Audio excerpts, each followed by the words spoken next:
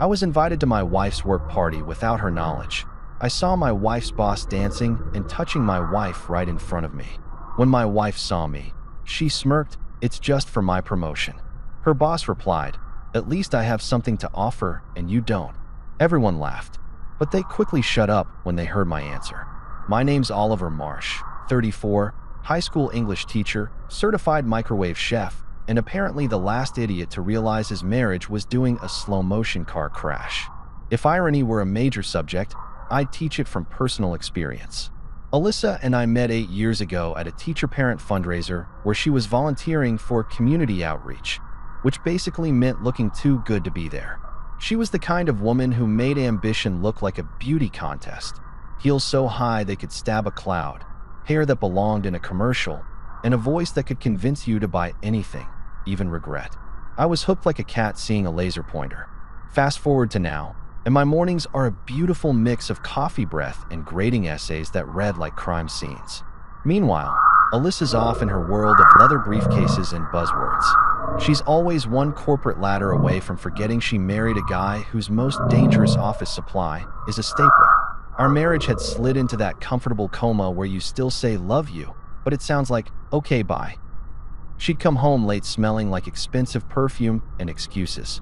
I'd pretend to be asleep because nothing kills a teacher's self-esteem faster than realizing your wife's work calendar gets more attention than you do. So when she said, "Babe, I can't make dinner Friday. The firm's hosting a small networking event," I just nodded like a good supportive husband. Teachers don't exactly scream corporate elite. My networking events involve coffee that tastes like burnt hope and arguments about commas. Still, something in her tone made my spidey sense tingle. That sweet, soft voice she uses when she's about to bury the truth under a compliment. Friday night rolled around, and I was home alone with a microwave lasagna and Netflix asking if I was still watching. I was, because apparently, that's what faithful husbands do. We watch documentaries about penguins while our wives network with men named Damien. Then my phone buzzed. A message from Cynthia H., one of Alyssa's co-workers. She'd accidentally sent me a digital invite to the very same event. Accidentally. Right. That's like accidentally posting your vacation pics while you're on sick leave. I opened it anyway. Gold-trimmed font, penthouse ballroom, live jazz, cocktail attire, the whole 9 yards. It wasn't a small networking event. It was the Met Gala for people who charge $400 an hour to say, "Let's circle back." So I did what any reasonable, slightly suspicious husband would do. I dug out my best blazer, the one that still had chalk dust on it from parent-teacher night, and decided to crash the party. Was it petty? Yes. Was I proud of myself? Also yes. Because if marriage is about communication, sometimes you've got to communicate with your presence, uninvited and in bad lighting. On the drive there, I practiced what I'd say if someone asked why I was there. "Just dropping off her forgotten morals" was my favorite line, but I figured I'd save that for later. Traffic was a nightmare, as if the universe was trying to tell me, "Buddy, stay home and finish your lasagna." But I was committed, like a detective in a Hallmark movie no one asked for. When I got there, the building was the kind that makes you feel poor just by looking at it. Doormen with eyebrows sharper than my salary checked names at the entrance. I mumbled Alyssa Marsh, +1, and prayed the clipboard guy didn't have too much self-respect to question me. He didn't. Bless minimum wage indifference. Inside, the room glowed with the smell of money and perfume so strong it could knock out a horse. I hovered by the door, trying not to look like I was debating whether to steal a canopy or my dignity. A string quartet played something pretentious in the background. Every conversation sounded like a LinkedIn post with a pulse. Then I saw her. Alyssa, my wife, in a dress that probably had its own insurance policy. She was standing next to a man who looked like he'd been built by AI to sell watches and ruin marriages. Damien Shaw, her boss. Even his name sounded like a villain who golfed on weekdays.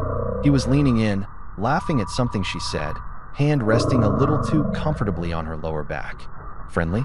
Sure. If friendly meant, hope your husband's blind. I stood there, half in shock, half wondering if I should record it or just set something on fire for dramatic effect. Then a waiter appeared with a tray of champagne, and I took 2. One for me, one for my crumbling faith in humanity. I watched her from across the room, trying to decode the language of touch and body angles like a CSI episode for marriage failures. And when she tilted her head back to laugh at whatever nonsense Damien was spewing, I knew. There it was, that spark. The one she used to save for me when I'd make her pancakes on Sundays. Now it was being spent on a guy who probably thinks the Oxford comma is a luxury item. I wanted to walk up right then and say, "Hi, honey, love the new accessory. Does he come with a warranty?" But I didn't, because anger was too easy. I needed precision. I needed her to see what she looked like from my side of the mirror. So I waited, watched, planned. Because if there's one thing a teacher knows how to do, it's observe bad behavior and grade it with quiet disappointment. Somewhere between the CEO's speech about innovation and synergy and the live band starting a butchered version of a Frank Sinatra song, I noticed Alyssa check her phone. My text. Hope the networking's fun. Save me a dance. Her eyes flicked around the room, nervous. When she spotted me near the bar, her smile froze mid-pixel like a lagging video call. She walked over, heels clicking like a countdown to disaster. "Oliver," she said, voice sugary but tense. "What are you doing here?" "Oh, you know," I replied, swirling my champagne. "Just expanding my network." Her eyes darted toward Damien, who was watching with that smug half-smile reserved for men who think they're the main character. "Babe," she started, "this is a work thing." "Right," I said. "Work, where you slow dance your way to quarterly bonuses." She sighed. That condescending exhale corporate wives use when explaining to their husbands why money trumps morality. Don't be ridiculous.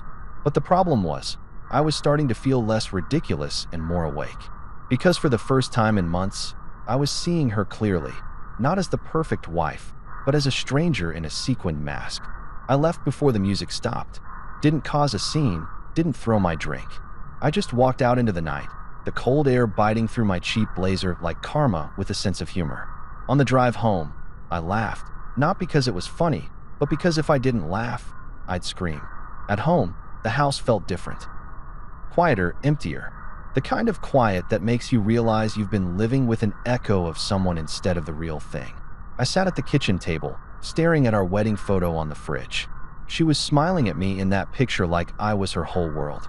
Now I wasn't even her plus one. The next morning, she came home with the same networking smell, perfume and guilt disguised as confidence. I was still in my pajamas, grading papers. "Hey," I said, too casual. "How was the event?" "Fine," she answered, dropping her bag on the counter like she was auditioning for a commercial called Busy Woman Who Lies Well. "Lots of networking. You know how it is." "Sure," I said, scribbling vague answers, neat examples on a student's essay. She didn't get the joke. She poured herself coffee and asked, "You didn't wait up?" "No," I lied. "I figured you were busy impressing Damien."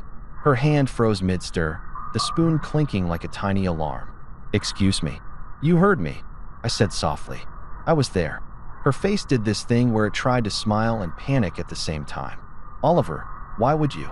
"Because I wanted to see what's so important that you keep missing bedtime stories and date nights." I cut in. "I wanted to see what I'm competing with. Turns out it's a guy who owns too many mirrors." She laughed nervously. "You're being paranoid." Maybe I was. But paranoia keeps people alive in horror movies, and apparently in marriage too. I didn't press it further that day, just filed the moment away in my mental cabinet labeled evidence for future meltdown. That night, I lay awake next to her while she scrolled through emails, pretending to be asleep again. Each click of her phone sounded like a tick of a bomb. If you've ever been in love and felt it slip between your fingers, you know that feeling, the weight of silence pressing against your chest. I wanted to ask, is he worth it? But I didn't. Instead, I whispered to myself, maybe I'm just a footnote in her success story. Somewhere between resentment and resignation, I fell asleep thinking about lesson plans and lawyers. Because that's the thing about being an English teacher. You can see foreshadowing from a mile away, but you still hope you're wrong. If only I'd known that one networking event was the prologue to the novel of my own downfall. Because the next chapter, yeah, that's where the Real story begins. Walking into that ballroom felt like crashing an Instagram influencer's fantasy, one that smelled like arrogance and overpriced perfume. I swear the air itself had a credit score. Chandeliers glittered like they were auditioning for a diamond commercial. Violins played something you were supposed to pretend to recognize.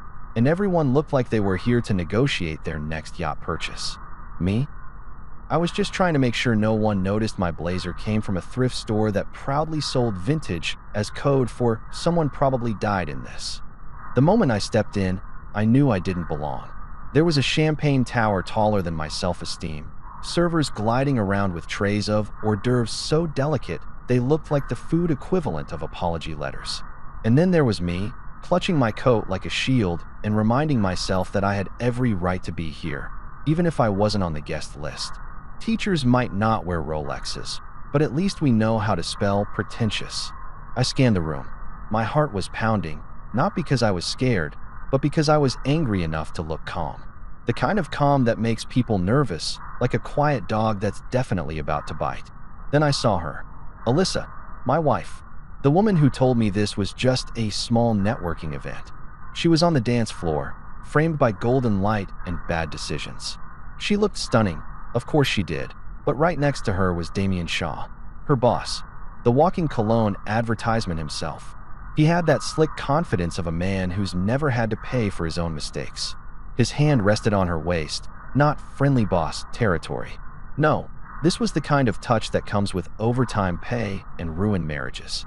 She was laughing, head tilted back, eyes shining, body leaning into his. I'd seen that lean before. It used to be mine.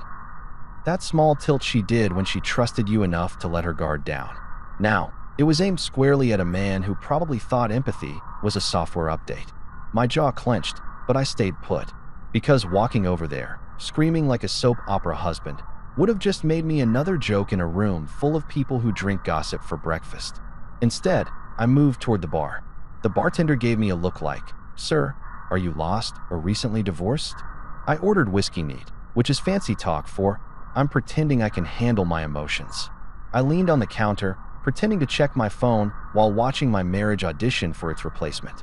Damien spun her, literally spun her, on the dance floor like they were starring in a Hallmark movie for sociopaths. When he pulled her close, my blood went from 0 to boiling in 3 seconds flat. Then she saw me. It was almost cinematic, the moment her eyes met mine across the crowd. Her laughter froze mid-sound. For a second, she looked human again, not the polished mannequin she played at work. Her lips parted slightly, and I could almost hear her thoughts. Oh crap, she didn't expect me to be here. Of course not. I was the safe, predictable husband who never colored outside the lines. She probably thought I was home alphabetizing lesson plans and talking to my toaster again. I set my glass down and walked toward them. Every step echoed, or maybe that was just my heartbeat beating. What the hell is this? To the rhythm of the jazz band. A few heads turned, whispering. Corporate parties thrive on drama. It's the only thing richer than their appetizers. Damien saw me first, smirked like I'd interrupted his reflection. He didn't move his hand from her waist. He wanted me to see it, to know exactly what power felt like. "Oliver," Alyssa said, her voice sugar-coated but strained. "What are you doing here?" I smiled, calm, polite, terrifying. "Oh, you know me. I can't resist a good networking event." Damien chuckled, a low sound that made my fist itch. Didn't realize this was open to educators. The way he said it, like educators was a synonym for pests, made me want to show him what I educate with my hands. I looked him dead in the eye. "Yeah, we don't usually get invited to places where people sell their souls with complimentary champagne. Thought I'd check it out." Alyssa's face tightened. "Oliver, not here." "Oh, sorry. Would you prefer the hotel lobby?" A couple nearby actually snorted, trying not to laugh. Damien's smile slipped, just a fraction. He still had that smirk, though, the one rich guys wear when they think money can outtalk morality. "Relax, Oliver," he said. "It's just for her promotion. She's one of our top performers." "Yeah," I said. "I bet she performs really well." The crowd shifted, sensing tension like sharks in water. Alyssa grabbed my arm. "Please stop," she hissed under her breath, her nails digging into my skin. "You're embarrassing yourself." "Embarrassing myself?" I said, pulling my arm free. "Honey, I'm not the one slow dancing for job security." Damien laughed, not a genuine laugh, the kind that's meant to humiliate. "At least I have something to offer, and you don't." The laughter that followed from nearby tables wasn't loud, but it was enough to slice through me. That polite, poisonous laughter rich people use when they know they can afford cruelty. It was the sound of someone closing a door you didn't know was open. Alyssa's eyes widened, silently begging me to let it go. But she should have known better. Teachers don't let things go, we correct them. And this was one hell of a teachable moment. I turned to Damien and smiled, calm as Sunday coffee. "You're right," I said. "You've got something to offer. A lawsuit, an HR complaint, and, if I'm lucky, front row seats to your unemployment hearing." The laughter stopped cold. You could hear the band falter mid-note. Someone at the bar choked on their drink. Damien's grin cracked, like cheap porcelain. "Excuse me," he said. "Oh, come on," I replied. "I teach research for a living, Damien. You really think your expense reports don't leave a paper trail? Maybe next time, try not to charge room service for two." Alyssa went pale. "Oliver, stop it." I turned to her, lowering my voice. "No, Alyssa, I'm done stopping. You told me this was about your career. I just didn't realize your career came with a king-sized bed and complimentary champagne." Gasps rippled through the crowd. Someone muttered, "Damn," and the band pretended to tune their instruments just to avoid eye contact. Damien's jaw tightened. "You need to leave." I took a slow sip of whiskey. "Oh, I will. But I just thought the company should know their employee of the year has been putting in extra hours, off the clock." The CEO, a woman with a haircut that could slice steel, was glaring from across the room. Alyssa was trembling now, torn between fury and fear. "You're ruining my reputation," she whispered. I leaned in close enough for her to smell the truth. "No, Alyssa, you did that yourself. I'm just narrating." Then I set the empty glass down, gave Damien one last glance, and smiled. "Enjoy the party. I hear karma loves a good toast." And with that, I walked out, slowly, deliberately, through that sea of tailored suits and synthetic sympathy. People whispered as I passed. Some pitied me, some admired me, and some just loved the free entertainment. I didn't care. For the first time in months, I wasn't the clueless husband. I was the guy who finally stopped pretending everything was fine. Outside, the air was cold and honest. I stood under the city lights, hands shaking, half from adrenaline, half from disbelief. Somewhere behind me, laughter started again, forced and brittle, like the sound of glass trying to pretend it wasn't broken. I took a deep breath, exhaled the taste of betrayal, and muttered to myself, "Guess I'm uninvited now." The valet asked if I wanted my ticket validated. I almost laughed. Validated? Yeah, that's exactly what I needed, validation. But I just said, "No thanks. Pretty sure my evening's been invalidated enough." As I drove home, the city lights blurred through my windshield like streaks of regret. I wasn't sure if I'd won that night or lost everything. But one thing was certain, I wasn't invisible anymore. I didn't yell, didn't throw a punch, didn't even spill my drink, which, honestly, deserved an award for emotional composure. I just smiled. You know, that quiet, serial killer calm smile that terrifies people more than shouting ever could. That one. The whole room froze like someone had just announced the IRS was here doing random audits. I looked right at Damien Shaw, Mr. Perfect Jawline himself, and said, "You're right, Damien. You've got something to offer. A lawsuit, an HR complaint, and, if I'm lucky, front row seats to your unemployment hearing." Silence. You could literally hear the ice cubes sweating in people's glasses. A violinist coughed into his elbow. Someone dropped a shrimp canopy. Even the chandeliers seemed to pause mid-sparkle. Alyssa blinked at me like she'd just been slapped with reality. "Oliver, don't be dramatic." I chuckled. "Me? Dramatic? Sweetheart, you're the one slow dancing your career into an early midlife crisis."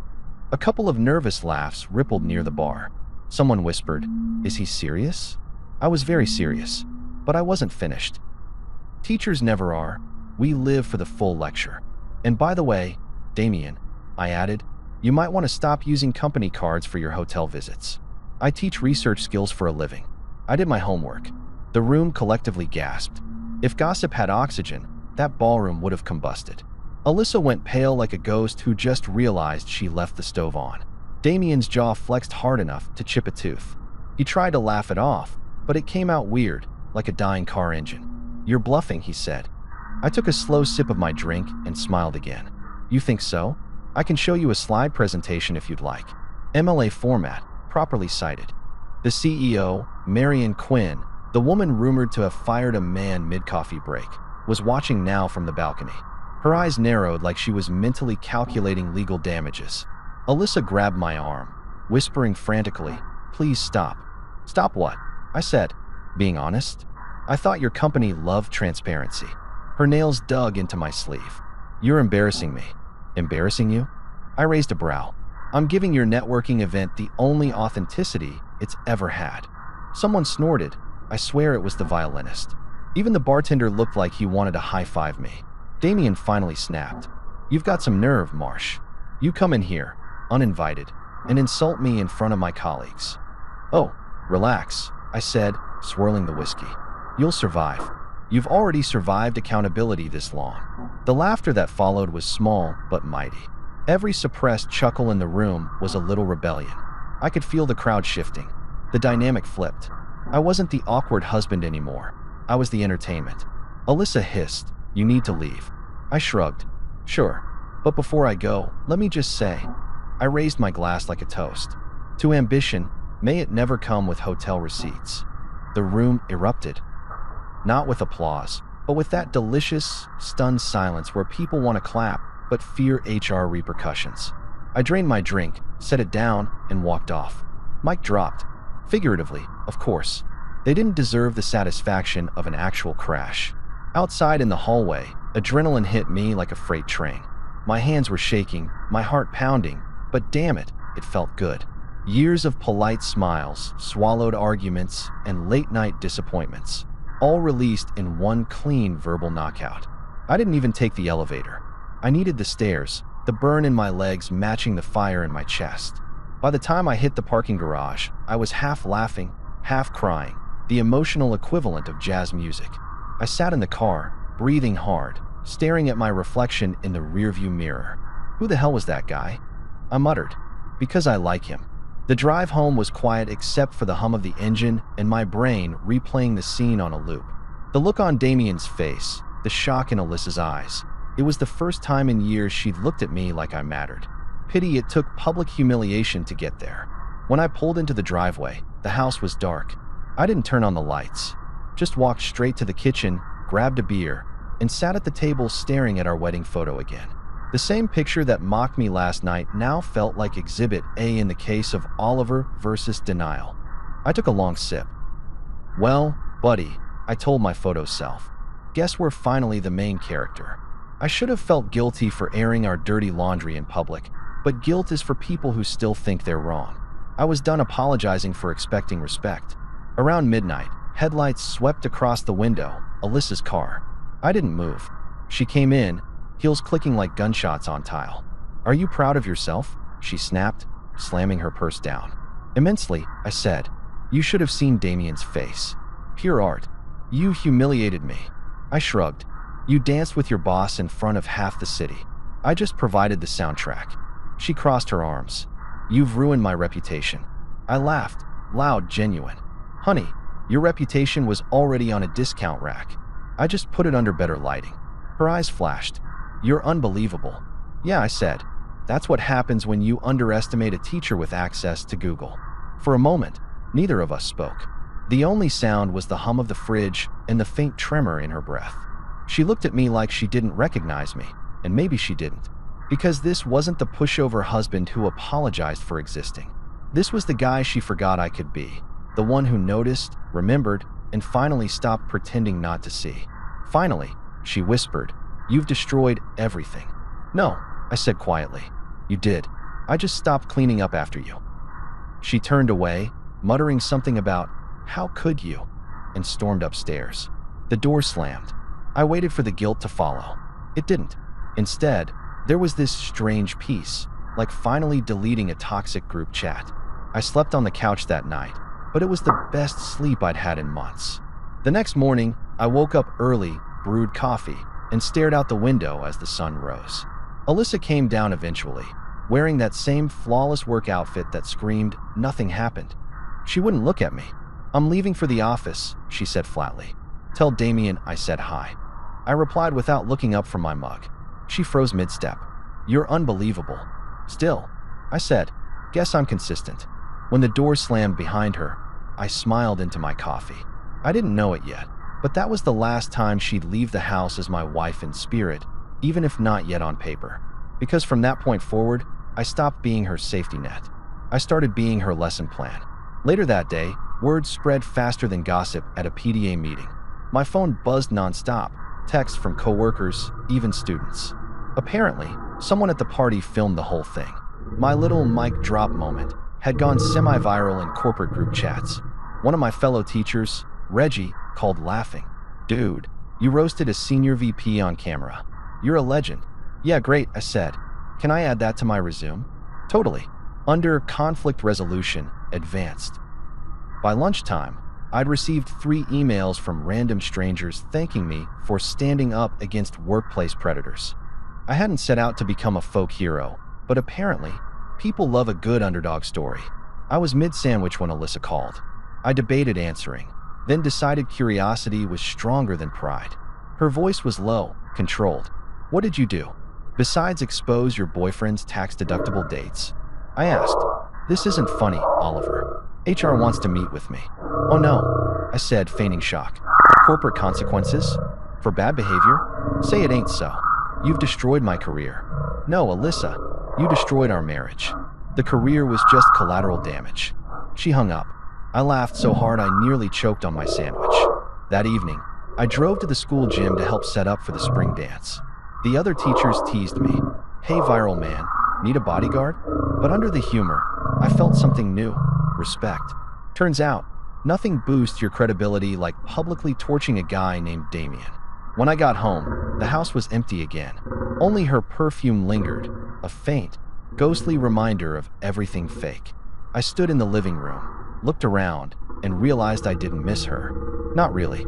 I missed who she used to be, and maybe who I used to be before her ambition turned me into background noise. That night, I opened my laptop and started documenting everything. Texts, receipts, screenshots. If my little mic drop had started a war, I wasn't showing up unarmed. Teachers know one thing better than anyone: evidence matters. As I organized the files into neat folders, I whispered to myself, "Homework's due, Damien." Then I saved it all under one glorious title: Revenge 101. The drive home was quiet, the kind of quiet you can feel pressing against your ribs. The only soundtrack was the squeak of windshield wipers and the distant hum of my conscience laughing at me. Alyssa sat in the passenger seat, arms crossed, face turned toward the window like she was auditioning for a Sad Wife perfume ad. She hadn't said a word since we left the ballroom. I, on the other hand, was humming Another One Bites the Dust. Not to be petty. Okay, exactly to be petty. When we pulled into the driveway, the motion sensor light flicked on like it wanted front row seats. I parked, killed the engine, and waited. Nothing. She didn't move. Just sat there, stewing in whatever blend of rage and embarrassment she'd cooked up.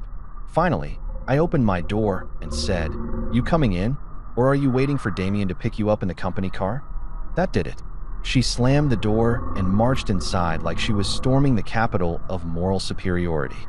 The second the front door shut behind us, she spun around. "You embarrassed me." "Embarrassed you?" I said, kicking off my shoes. "You were slow dancing with your boss like it was dancing with the ethics violations." "I'm pretty sure I'm the victim here." Her eyes flared. "You made a scene in front of my colleagues." "Correction," I said, pointing at her. "I made a statement. The scene was already there. You choreographed it with Damien's hand on your waist." She let out one of those sharp laughs that aren't laughs at all, more like the verbal version of eye rolling. "You'll never understand what it takes to succeed." "Oh, believe me," I said. "I understand. It takes a man with a corporate title, a dimly lit hotel bar, and a wife with selective amnesia. God, you're impossible." She poured herself a glass of water like she was in control, but her hands were shaking. "I did it for us." That one almost made me choke. "For us? That's adorable. Nothing says teamwork like selling your dignity for a promotion. Bravo, Mrs. Marsh, Employee of the Year and Spouse of the Week." "Stop twisting it," she snapped. "You don't know what it's like to have pressure on you. People expect results." "Yeah, well," I said, grabbing a carton of orange juice from the fridge. "I expect my wife not to flirt her way through management. We all live with disappointment." She glared.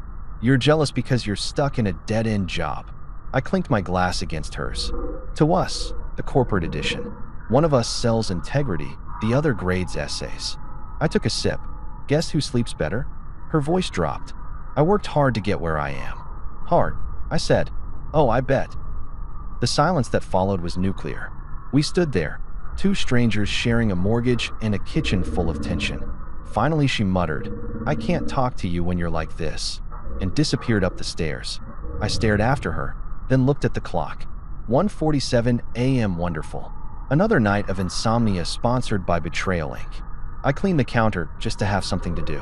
Somewhere between wiping crumbs and questioning my life choices, I realized I wasn't even angry anymore. I was numb, like the emotional version of Novocaine. The kind of numb that comes after you finally stop pretending things are fine. The next morning, she acted like nothing happened. She waltzed downstairs in a navy dress, hair immaculate, smelling like apologies she'd never make. "Morning," she said, eyes glued to her phone. "Morning," I replied.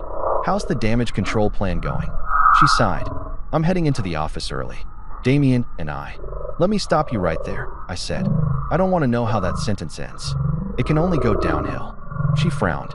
"Oliver, this attitude isn't helping." "I'm not trying to help," I said. "I'm observing. It's my hobby now." She grabbed her purse, muttering something about immaturity, and left. The door shut, and for a brief, perfect second, the house exhaled with me. I spent that Saturday doing what teachers do best, grading papers and reevaluating life choices. My students' essays on Romeo and Juliet suddenly hit harder. Miscommunication leads to tragedy. Yeah, no kidding. Around noon, my friend Reggie called. "Bro," he said between laughs, "I heard you lit up a corporate gala like a 4th of July barbecue." "I wouldn't say lit up," I said modestly. "More like delivered constructive feedback at high volume." He whistled. "Man, you've got brass." Half the teacher's lounge saw that clip. Someone posted it with the caption, "When the English teacher finally uses words for evil." "You're a legend." "Fantastic," I said dryly. "Maybe it'll boost parent-teacher attendance." When I hung up, I couldn't decide whether to feel proud or humiliated. Maybe both. There's a weird freedom in public scandal. You can't fall off the pedestal if someone already smashed it. Alyssa didn't come home until late again. I was on the couch, TV muted, lights low. She walked in like a ghost with a designer bag. "Rough day?" I asked. She dropped her keys with a clatter. Marianne Quinn called me into her office. She said there's going to be an internal review. Translation, I said, HR sharpening their knives. "This isn't funny." "Oh, it's hilarious," I said. "Karma finally put your career on the syllabus." She glared. "You wanted this, didn't you?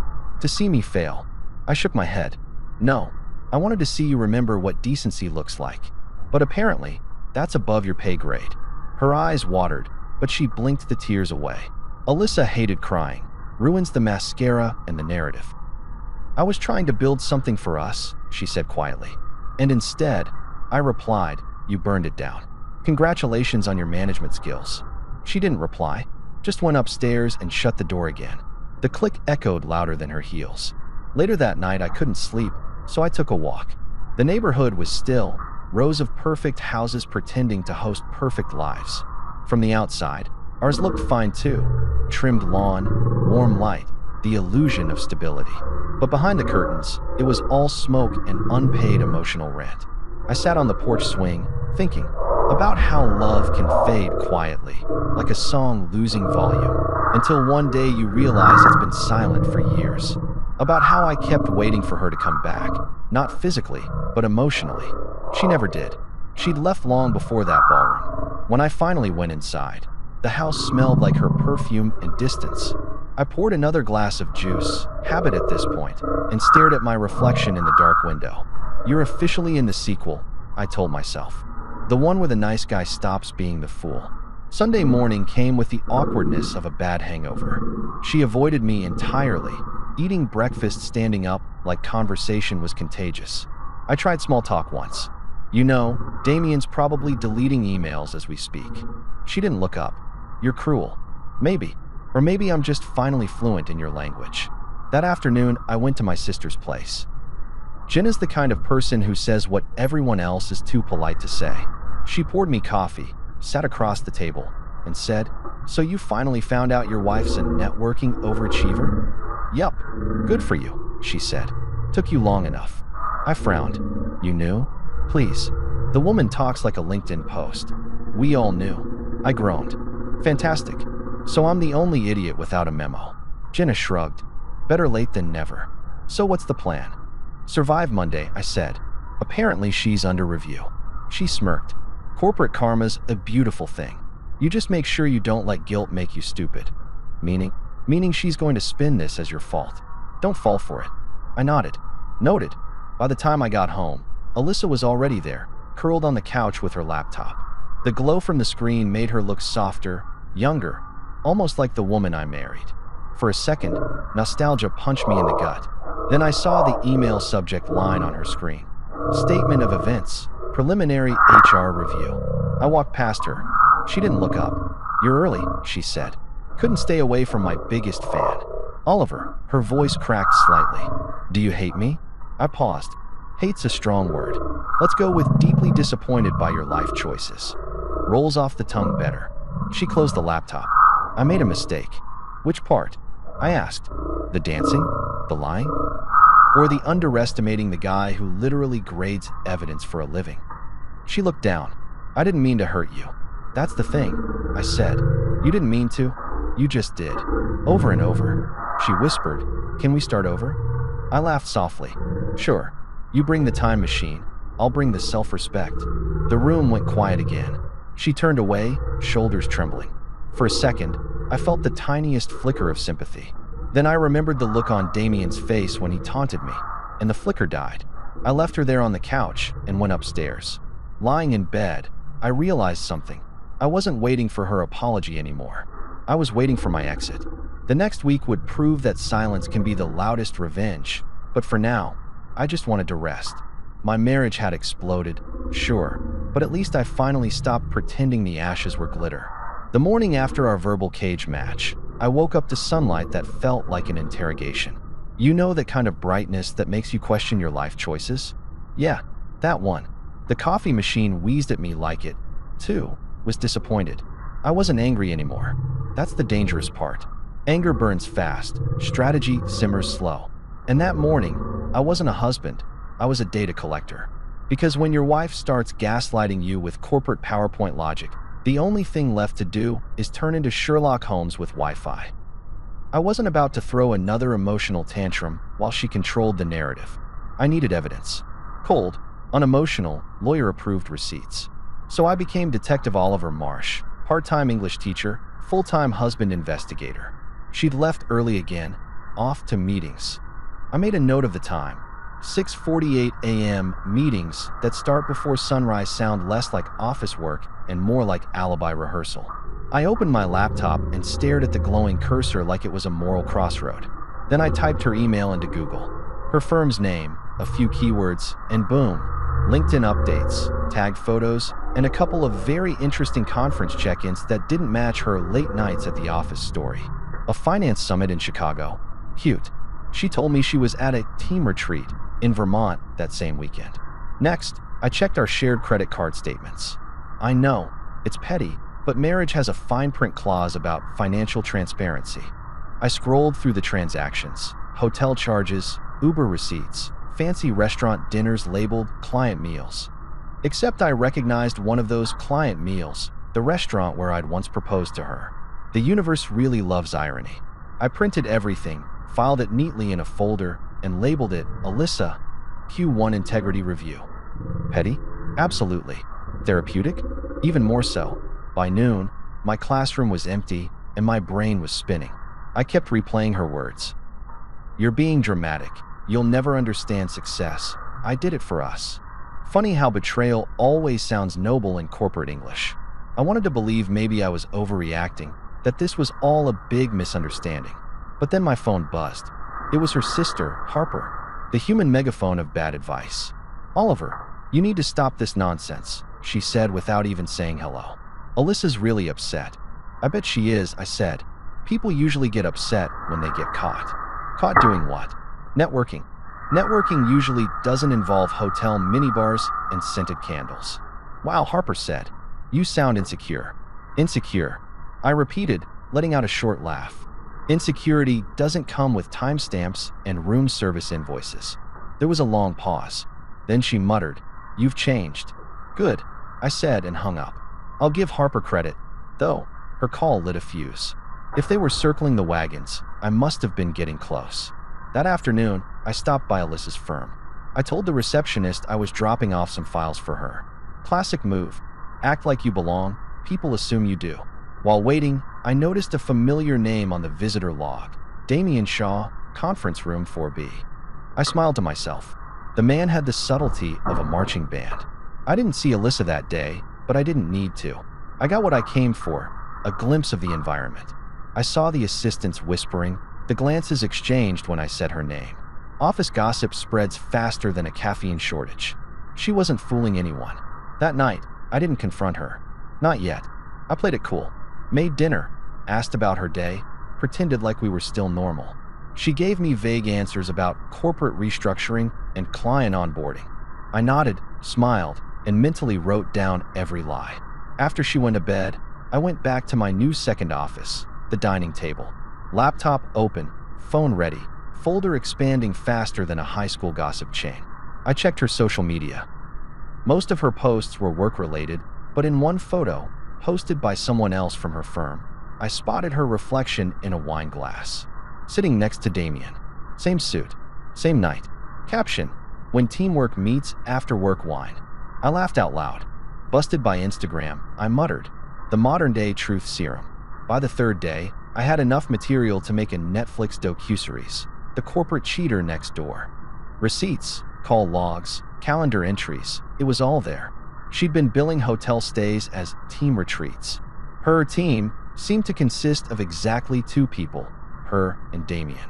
If that's teamwork, then I'm the Queen of England.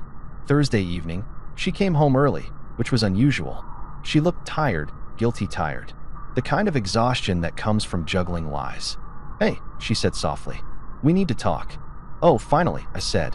Is it about the quarterly integrity report, or are we going straight to the performance review? She frowned. What's that supposed to mean? Just wondering if your hotel's loyalty program gives points for moral bankruptcy.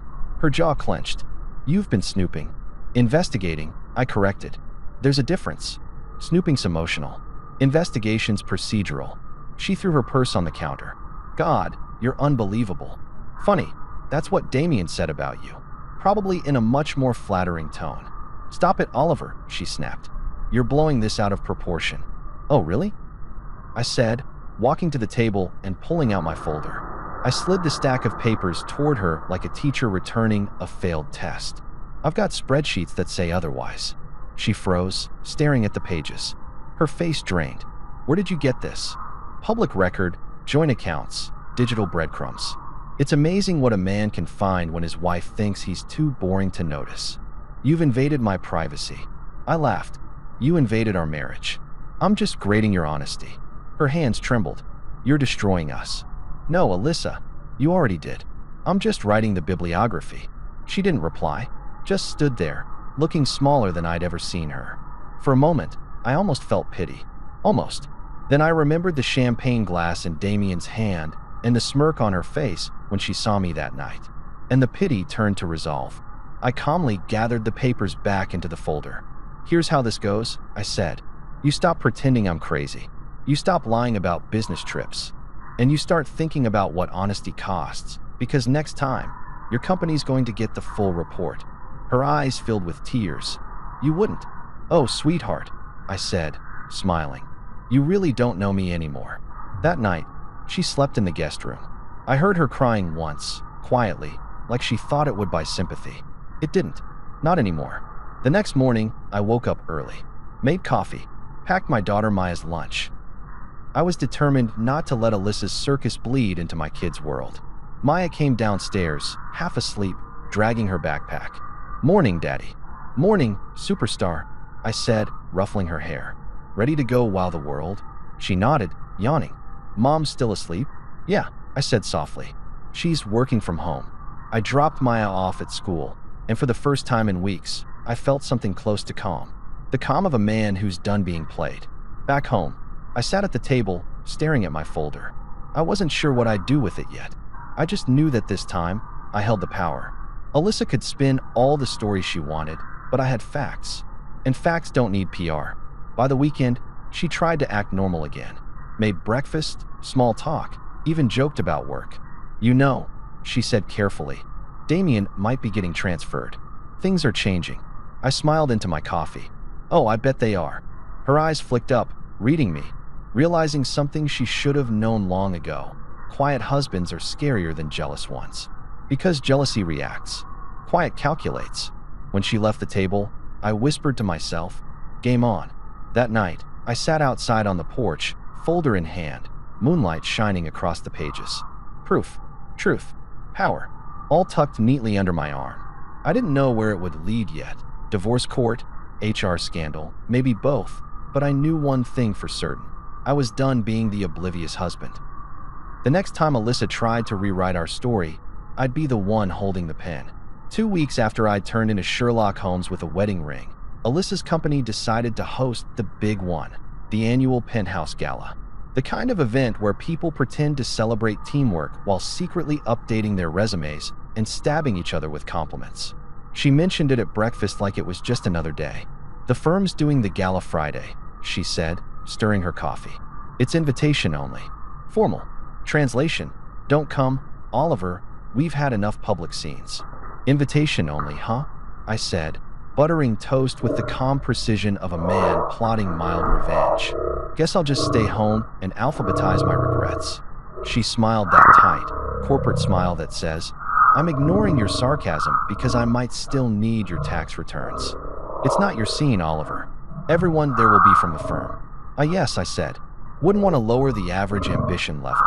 She rolled her eyes. "Can we not start?" "Oh, we started 8 years ago," I said. "You're just now realizing it."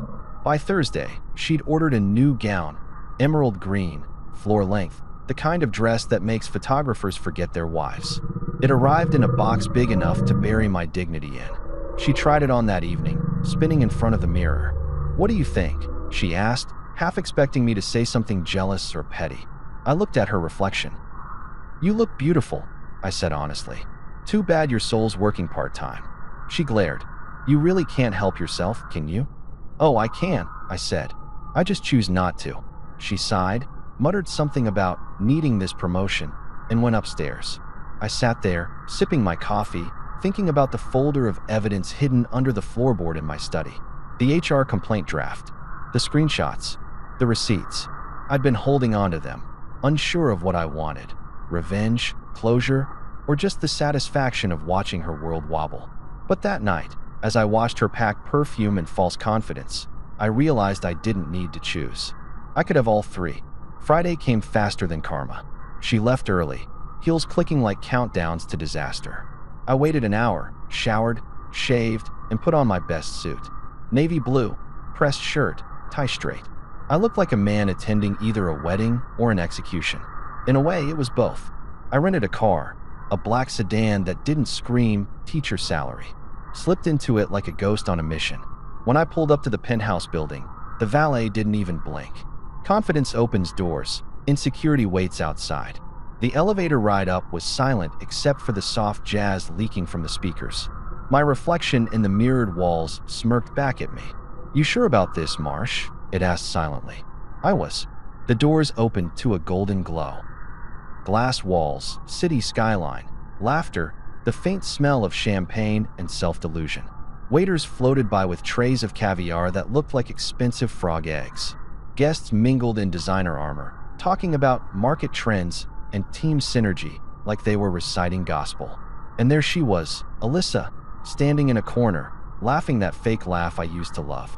Damien stood beside her, glass in hand, looking like the poster boy for workplace misconduct. His hand hovered dangerously close to her back again, and my jaw flexed. I didn't approach immediately. Timing is everything. Instead, I drifted toward the bar, nodded at the bartender, and ordered whiskey, again neat. It had become my rebellion of choice.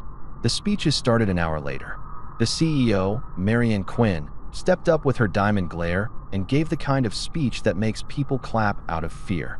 "This year," she said, "we celebrate growth, excellence, and integrity."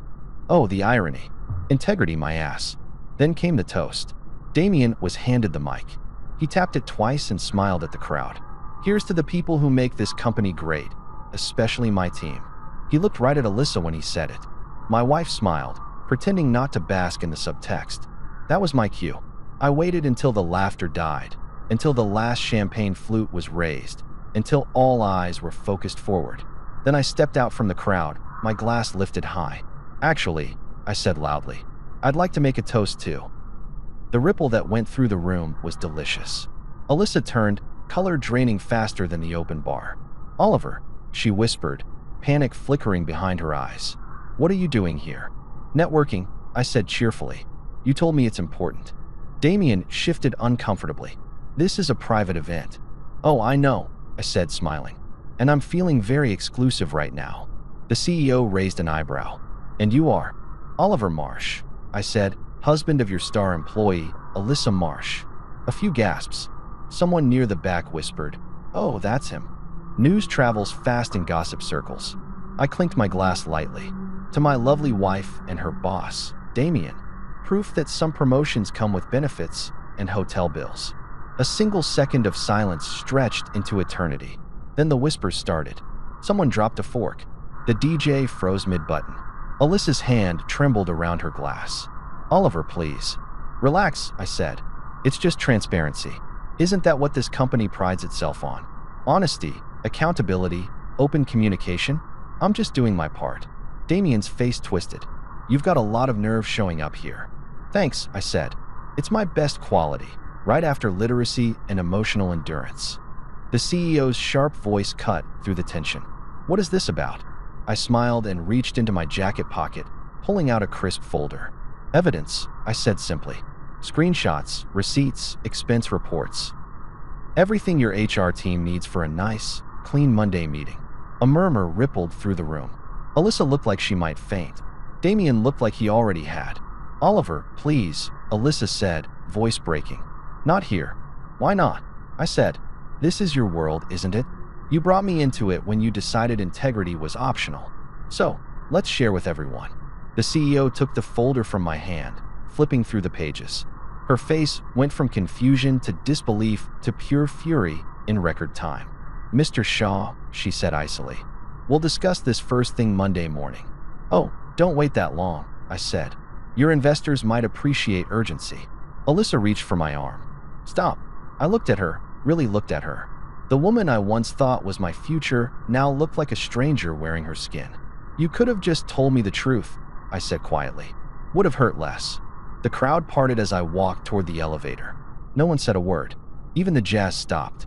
The elevator doors slid open, and I stepped inside, turning back just long enough to raise my glass. To honesty, I said, it's a rare vintage. The doors closed. The ride down was silent except for the faint buzz of adrenaline. My reflection in the mirrored panel smiled back, satisfied. I wasn't proud exactly. Pride implies approval. What I felt was justified. Outside, I handed the valet my ticket. The guy grinned. Hell of a show up there, sir. I smirked. Yeah, the reviews will be brutal. When I got home, the house was quiet. I hung my jacket, loosened my tie, and poured a drink. Whiskey, of course. It burned perfectly. Somewhere between the ice melting and the clock striking midnight, my phone buzzed. Unknown number. I didn't answer. 10 minutes later, a text from Alyssa. Why would you humiliate me like that? I stared at the message for a long time. Then I typed back. Consider it my annual performance review. Then I muted her. For the first time in years, the silence in my house didn't feel empty. It felt earned. I sat there, staring out the window at the streetlights, thinking about how strange it is, the way truth changes shape once you stop running from it. 2 weeks ago, I'd have given anything to fix our marriage. Now, I wouldn't give a nickel to save her reputation. And as I leaned back, whiskey in hand, the thought hit me. People spend their lives chasing promotions, titles, applause, but nothing feels better than peace. There's a special kind of silence that follows public humiliation, the kind where even your house feels like it's holding its breath. I woke up the morning after the gala expecting the world to look different. It didn't. The sun still rose, birds still screamed outside like they were being paid hourly, and my coffee still tasted like burnt pennants. But something inside me had shifted. I wasn't the same man who let his wife run public relations for their marriage. I was now the guy who'd crashed a corporate penthouse party, toasted betrayal with champagne, and dropped evidence like confetti. And damn, it felt good. By 9 a.m., Alyssa's name was trending in the local office group chats. I didn't even need to check. I could feel it. Somewhere, Damien Shaw was pacing in his $1,200 shoes, realizing his empire of charm had been built on a foundation of stupid. I sat at my kitchen table, scrolling through emails from colleagues who were too polite to mention the incident, but too curious not to hint. "Heard you had quite the evening," one of them wrote. "Nice to see poetic justice in action." Another, "My wife says she's proud of you, man." I didn't even know his wife. Then came the cherry on top, a short, blunt email from Marion Quinn, the CEO herself. "Mr. Marsh, thank you for bringing an important matter to our attention.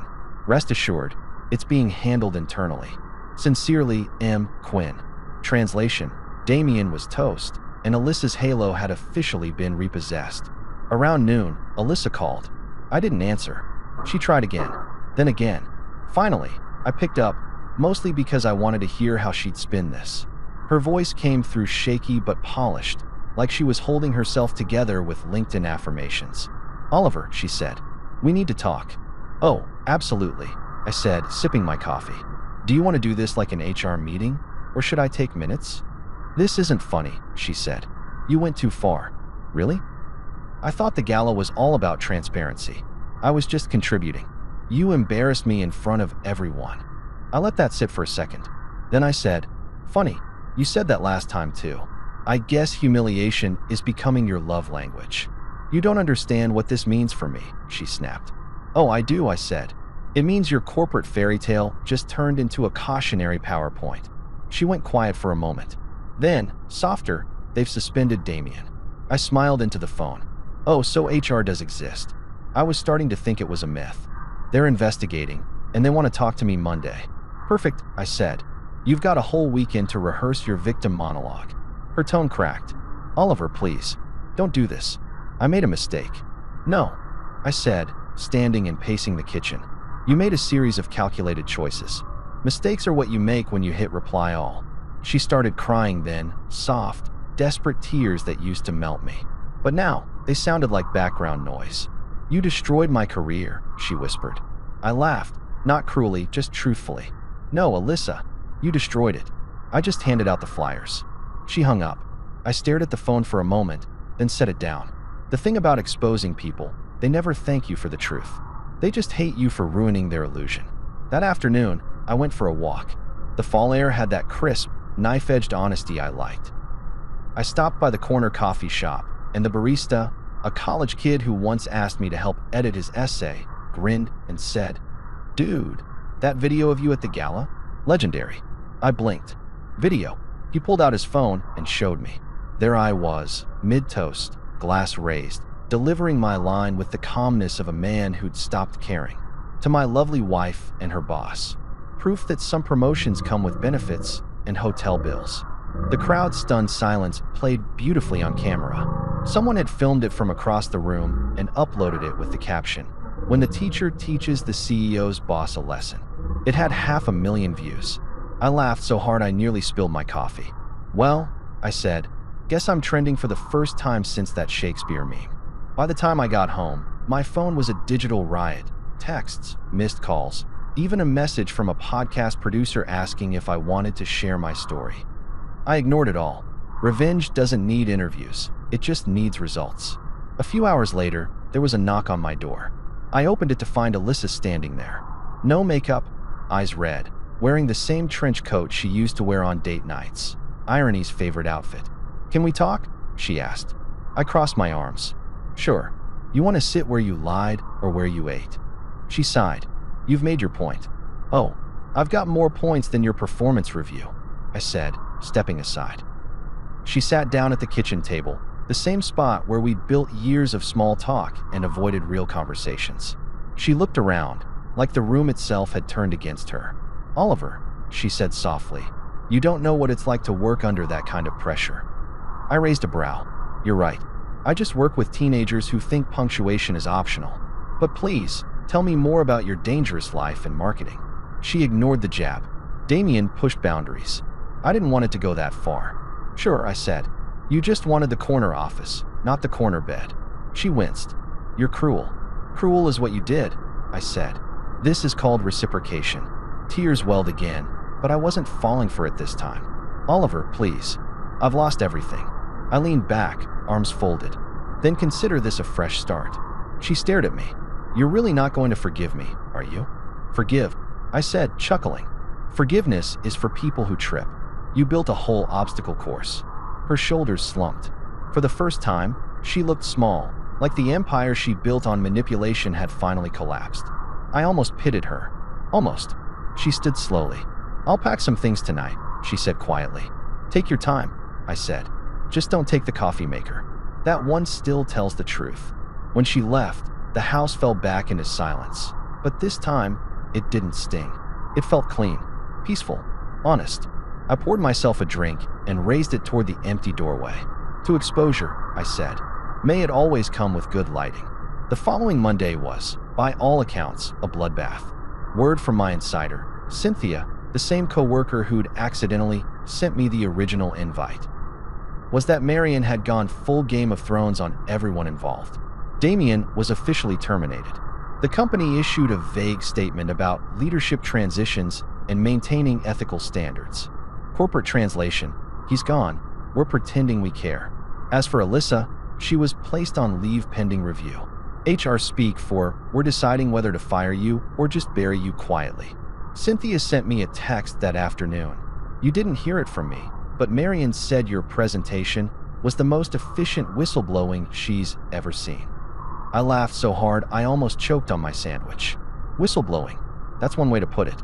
By the end of the week, Alyssa moved into her sister's place. Harper called, of course, furious. You ruined her life. Yeah, I said, and before I did, she was using mine as a ladder. You're vindictive, she spat. I prefer results-oriented. She hung up. I toasted the air again. To results. Life started feeling normal again. Or, at least, a new version of normal. The kind where you come home to peace instead of performance.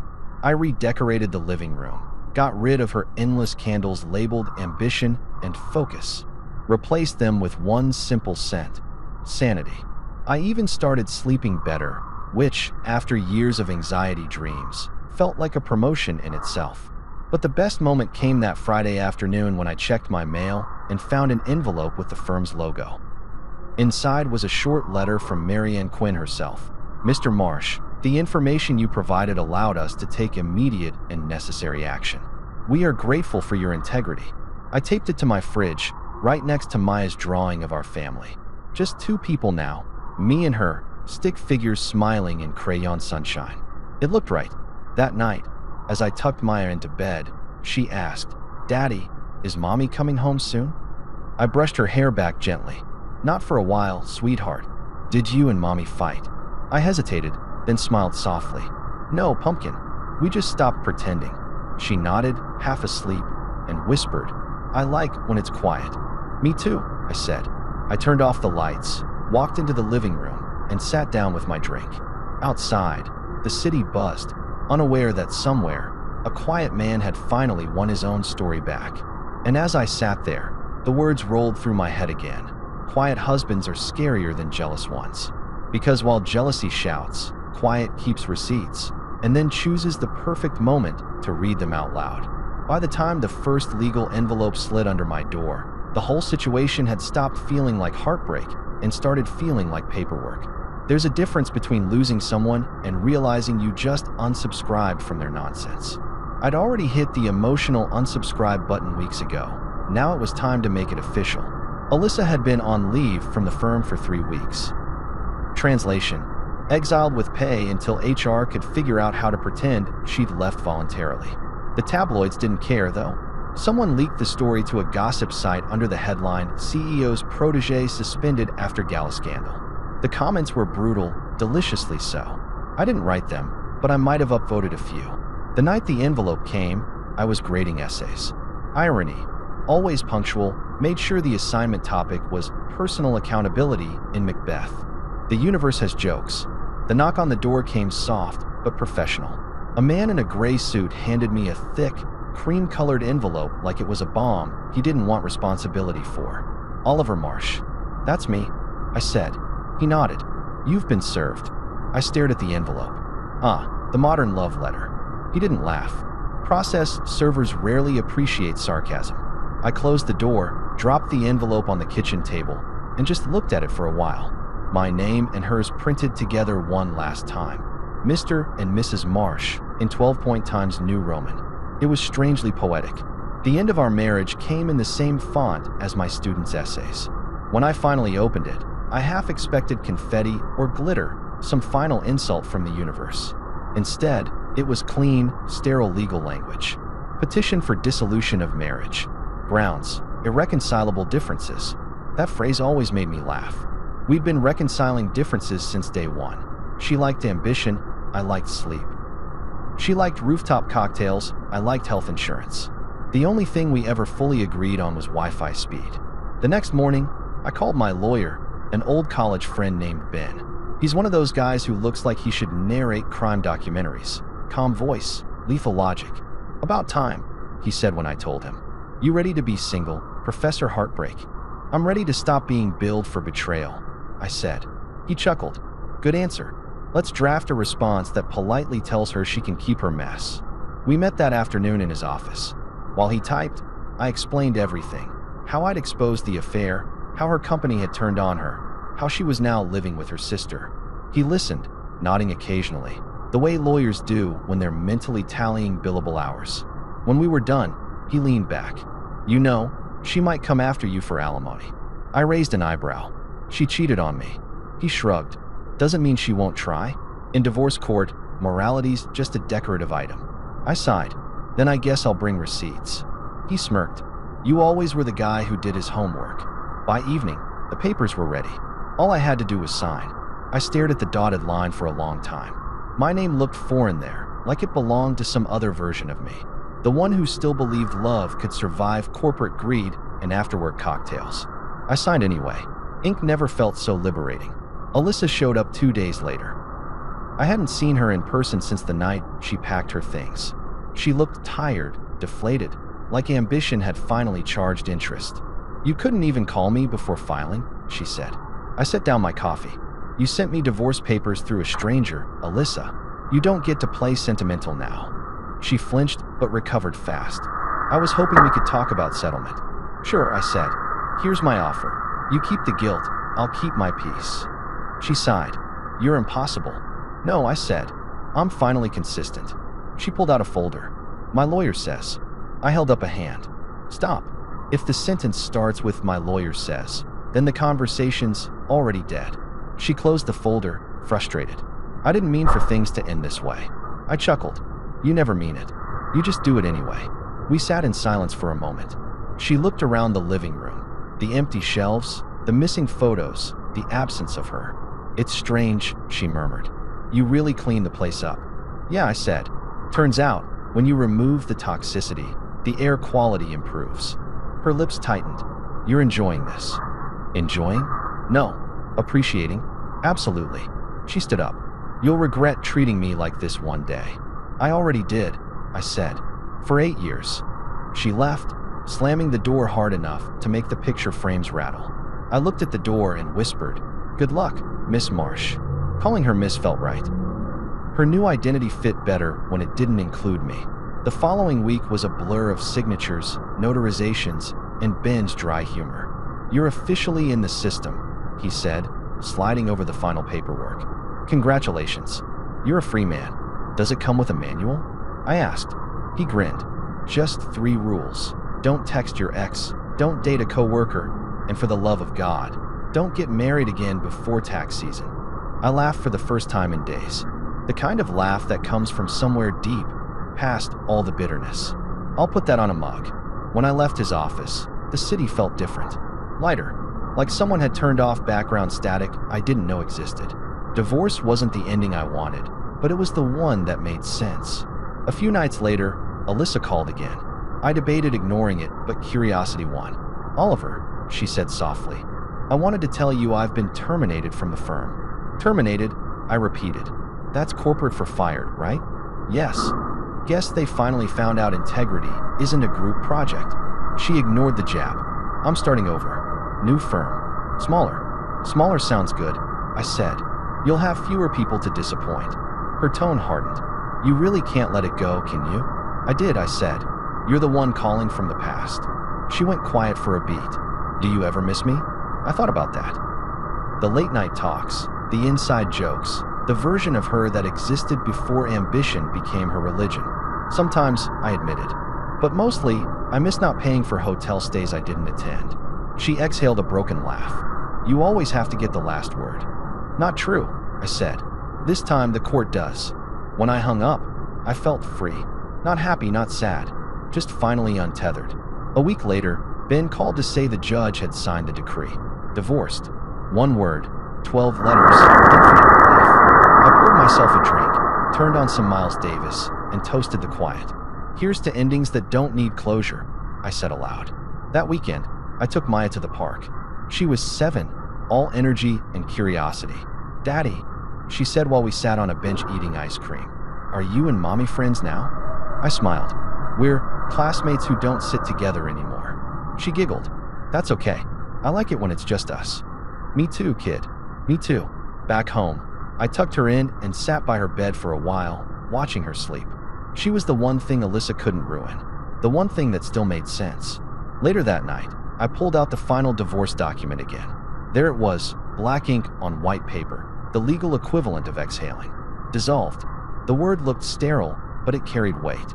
Years of compromise, erased in a paragraph. I folded it carefully and placed it in a drawer. Then I poured myself a drink, orange juice this time. The whiskey had done its job. Now I just wanted clarity. The phone buzzed, another unknown number. For a second, I thought it might be Alyssa again. It wasn't. It was a message from Cynthia. Marian asked if she could reach out.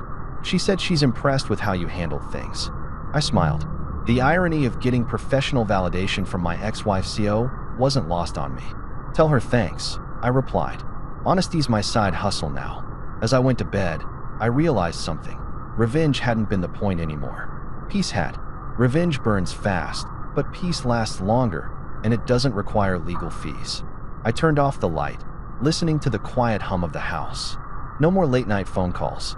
No more fake apologies. Just me, my daughter, and a fridge full of groceries I'd actually bought for myself. Before drifting off, I whispered, to freedom, finally tax deductible. And for the first time in years, I didn't dream about losing anything. Divorce court is a strange mix between a funeral and a stand-up show. Only you're the punchline, and the audience is legally required to keep a straight face. The morning of the hearing, I stood in front of the mirror wearing my best suit and my worst mood. The tie felt too tight, the air too heavy, and my reflection had that look of a man who just realized closure comes with parking fees. Ben, my lawyer, had texted me, "Don't try to be funny. Judges hate funny," which was unfortunate because sarcasm was the only language I spoke fluently anymore. I got in the car, turned on the radio, and of course the universe queued up a breakup song. I switched it off and drove in silence, practicing my breathing like some kind of meditation app for emotionally exhausted men. The courthouse was already buzzing with people who looked equally miserable. Divorces, custody hearings, financial disputes. Basically the Olympics of regret. I found Ben in the hallway, coffee in hand, looking calm enough to make a monk jealous. "Ready?" he asked. "As I'll ever be," I said. "Is there a participation trophy for emotional stability?" He smirked. "Just don't get disqualified for excessive commentary."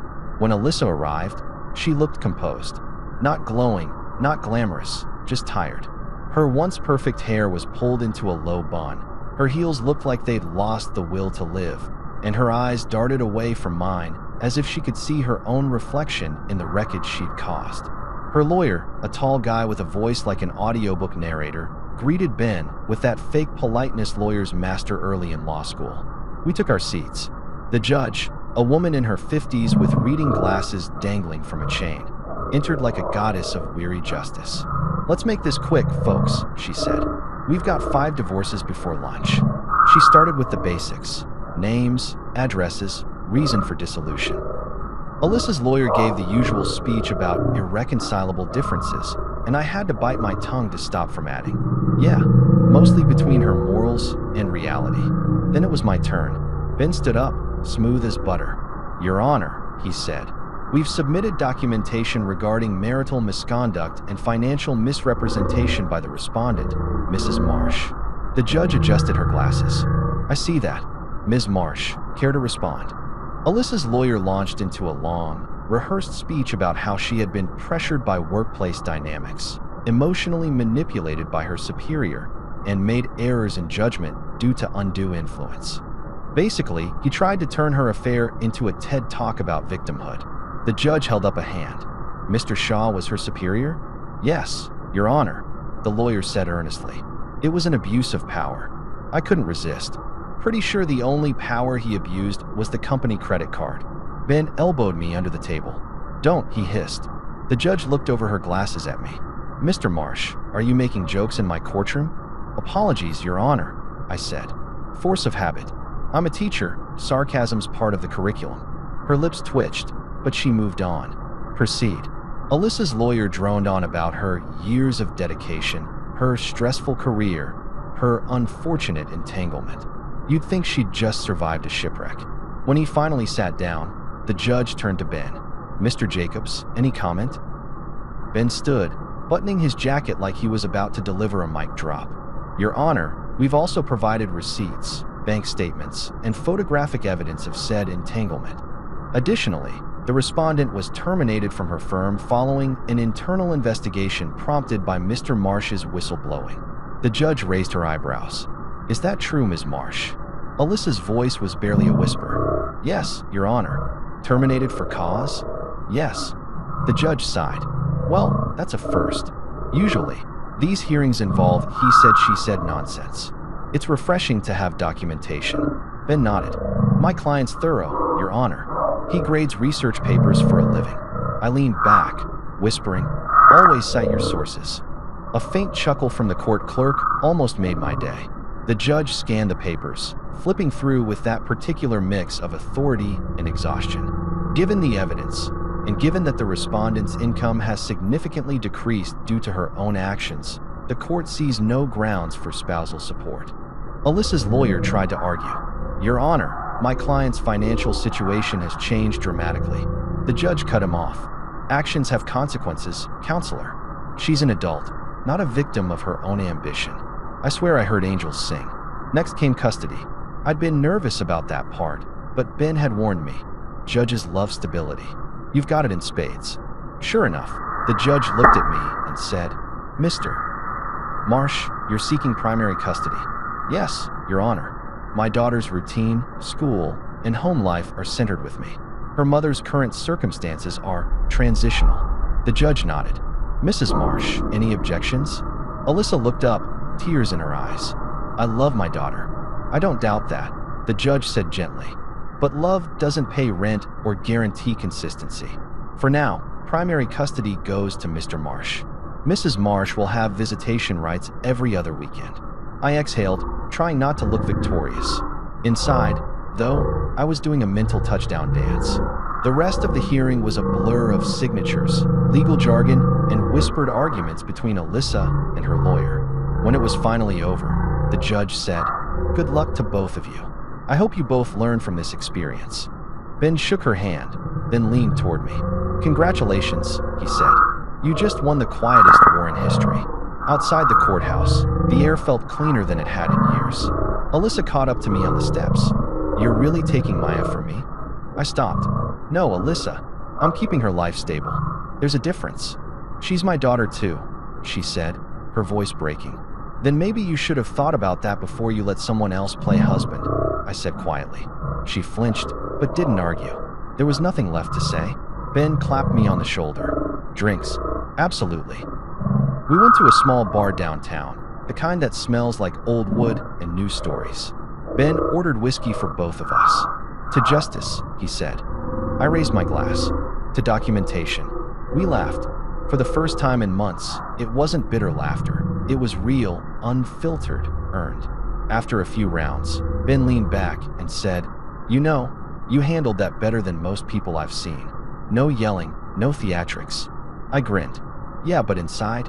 Oh, I was hosting a full Broadway production. He laughed. What now? I shrugged. Work, parenting, not repeating history. Maybe finally take that trip to Seattle I've been putting off. You'll be fine, he said. You're one of the rare ones who actually walks away smarter. The next morning, Maya and I made pancakes. She poured too much syrup, and I didn't correct her. Can we call Mommy later? She asked. Of course, I said. We'll always call Mommy. She smiled, sticky and innocent. Kids have a way of making endings softer than they deserve to be. Later that day, I got an email from Marion Quinn. Short and cold. Mr. Marsh, we've concluded our internal investigation. Mr. Shaw has been terminated effective immediately. We appreciate your cooperation. I read it twice, smiled, and hit delete. I didn't need the confirmation. I already knew.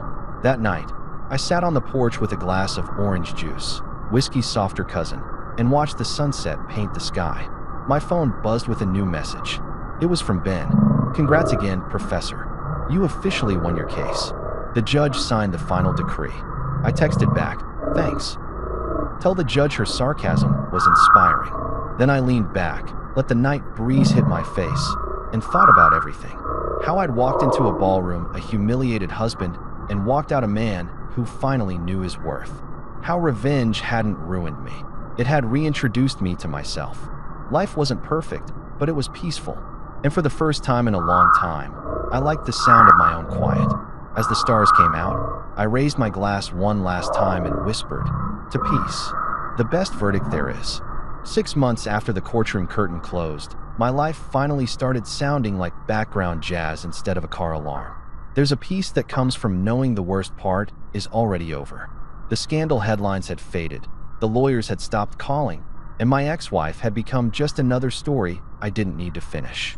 What used to be drama was now distant echo. It's funny how silence changes its tone. At first, it felt like punishment, the kind of silence that buzzes in your ears and reminds you something's missing.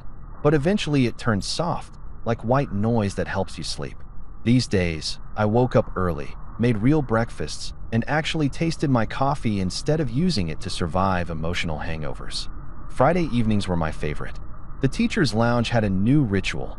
3 of us would meet at Rosie's Diner after class, trade war stories about grading, and pretend the world made sense. It wasn't glamorous, but it was mine. That night, Reggie, the math teacher who could find a joke in a funeral, slid into the booth beside me. Bro, he said, you realize this is the first Friday you haven't mentioned your ex in, like, forever? Really? I said, pretending to think. Guess healing finally hit its due date. He laughed. Man, you're trending in the teacher's lounge. Half the staff's still quoting your courtroom one-liners. I grinned. Hey, if public humiliation gives me a legacy, I'll take it. Rosie, the owner, brought over our usual burgers and fries that could clog a soul. She gave me a warm smile. Heard your ex started at some new firm downtown. I raised an eyebrow. Oh, gossip travels faster than grading deadlines. She came in here last week, Rosie said. Didn't order, just sat with her laptop for an hour. Looked lost. Yeah, I said softly. Ambition without an audience usually does. Reggie nudged me. So what's next for Professor Peaceful? You gonna start dating again? I laughed. Dating? Please. I just got promoted to peace and quiet. Not giving up that corner office anytime soon. He chuckled. Fair. But don't let peace turn into isolation. There's a difference. Noted, I said, though I wasn't sure I believed him. When I got home, the house smelled like detergent and calm. The kind of clean that isn't just physical. Maya was at my sister Jenna's for the weekend, so it was just me and the steady hum of the refrigerator. I poured myself a drink. Orange juice, no whiskey, and turned on some Miles Davis. Sometimes, in those quiet moments, I'd replay everything. The ballroom, the confrontation, the courtroom. I didn't feel anger anymore, just perspective. People always think revenge ends with fireworks. It doesn't. It ends with a man sitting alone, finally breathing without someone else controlling the rhythm. Saturday morning, Jenna called. Hey, she said, Maya's been asking if you're still mad at Mommy. Mad? I said, no, just done. She told Maya she's sorry. Good, I said. Maybe she can start with herself. Jenna hesitated. She also asked if she could come by to talk. Here, I asked, surprised. She said she wanted to apologize in person. Closure, maybe. I sighed. Yeah, sure. Closure's the word people use when they're late to accountability. Still, I agreed. And a few hours later, Alyssa showed up at my door. She looked different, simpler. No designer purse, no sharp heels. Just jeans, a cardigan, and a nervous smile. "Hey," she said softly. "Hey," I replied, holding the door open but not moving aside yet. "What's this about?" "I just wanted to say I'm sorry," she said. "For everything." I folded my arms. "Everything's a pretty big word. You might want to be specific." She took a deep breath. "For the lies. For the way I treated you. For forgetting what mattered." The old me would have jumped in with sarcasm. The new me just nodded. "Okay." She blinked. "That's it." "Okay." "Yeah," I said. "What else is there?" "You did it. I survived it. We're here." Her eyes glistened. "I don't expect forgiveness." "Good," I said. "Because forgiveness is overrated. People use it like a coupon for redemption." A tear rolled down her cheek. "You really don't care anymore, do you?" I hesitated. "I cared for a long time. Now I just understand." She wiped her eyes. "Maya says you're happier." "I am." She nodded. "I'm glad." "Really?" For a brief moment, there was silence. The same kind that used to sting, but now felt like peace settling between us. Before leaving, she said quietly, "You were a good husband, Oliver." I smiled faintly. "And you were a great lesson." When the door closed behind her, I didn't feel triumph. Just finality. The kind that doesn't shout. It sighs. That night, I went to a small bar downtown with Reggie and a few coworkers. Nothing fancy, just laughter, cheap beer, and a jukebox stuck on classic rock. When the bartender asked if anyone wanted to make a toast, Reggie elbowed me. "Come on, Mr. Closure, give us one." I stood, raised my glass, and said, "To mistakes, the best teachers I've ever had." The table erupted in cheers. Even the bartender clapped. As I sat back down, my phone buzzed. A message from Ben. "Congrats, Marsh. Settlement finalized. You're officially debt-free and divorce-free." I grinned and typed back, "Best 2 words in the English language." When I got home later, the sky was streaked with orange and purple. I stood on the porch, listening to the cicadas, and thought about how different life looked now. The man who once begged for attention was now grateful for silence. The husband who once chased validation now chased pancakes with his daughter on Sunday mornings. A few days later, Maya and I went to the park. She ran ahead, laughing, while I sat on a bench with my coffee. A woman sitting nearby smiled at me. "She's adorable," she said. "Thanks," I replied. "She gets it from her mom's side. The good parts, anyway." We talked for a while. Her name was Claire. She was a single mom, too. A nurse, witty, warm, the kind of person who could make small talk feel like therapy. When she laughed, it sounded genuine, something I hadn't heard in years. After she left, Maya nudged me. "You were smiling a lot, Daddy." "Was I?" "Yeah," she said. "You should do that more." Out of the mouths of babes, right? That night, after tucking her in, I sat on the couch and thought about how far I'd come. The old version of me had measured success and love by stability. The new one measured it by peace. People always ask what I said that night at the gala after Damien insulted me. What exact words ended it all? The video only caught the toast, not the last line I whispered before walking out. But I remember. I leaned toward him, smiled, and said, "I didn't lose my wife tonight. I lost my biggest expense." It was petty. It was perfect. And it was the moment I stopped being the oblivious husband and started being my own damn hero.